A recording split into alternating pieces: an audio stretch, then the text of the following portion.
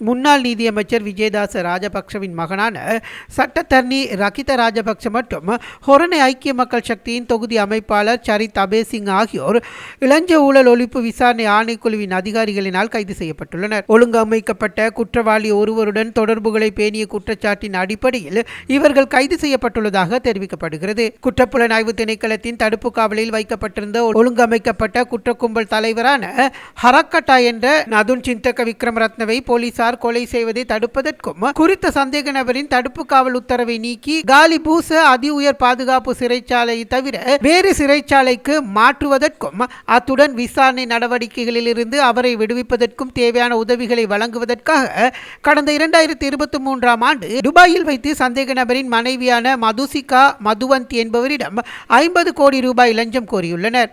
பின்னர் அந்த தொகை 20 கோடியாக குறைக்கப்பட்டு அதில் முன்பணமாக 12 கோடி ரூபாயை லஞ்சமாக பெற்றுக்கொண்டதாக சந்தேக நபர்கள் மீது குற்றம் சுமத்தப்பட்டது. முன்னாள் நீதி, சிறைச்சாலைகள் மற்றும் அரசியலமைப்பு மறுசீரமைச்சர் விஜயதாச ராஜபக்சவின் மகனான சட்டத்தரணி ரகித நிர்மல் ராஜபக்ஷ ஐக்கிய மக்கள் சக்தியின் ஹொரணை தொகுதி அமைப்பாளராக செயற்படும் சரித்த வசந்தகுமார் அபேசிங்க மற்றும் சிவில் விமான போக்குவரத்து அதிகார சபையின் இலங்கை விமான நிலையங்கள் மற்றும் விமான சேவைகள் நிறுவனத்தின் முன்னாள் பணிப்பாளராக செயற்பட்ட வருஷ ஹென்னதிகே அருணஸ்ரீ சத்துரங்க ஆகியோர் இந்த குற்றச்சாட்டின் கீழ் கைது செய்யப்பட்டுள்ளதாக லஞ்ச ஊழல் ஒழிப்பு விசாரணைகள் ஆணைக்குழு மேலும் தெரிவித்துள்ளது.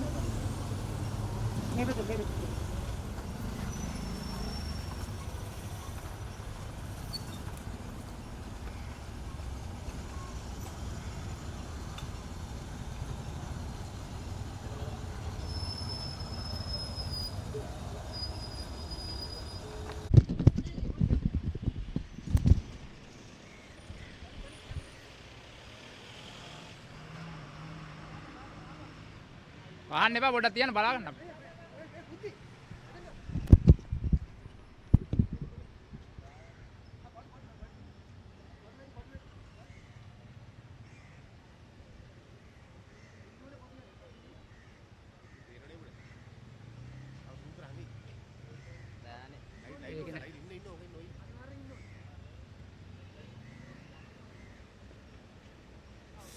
आयु आएंगे ना एक ना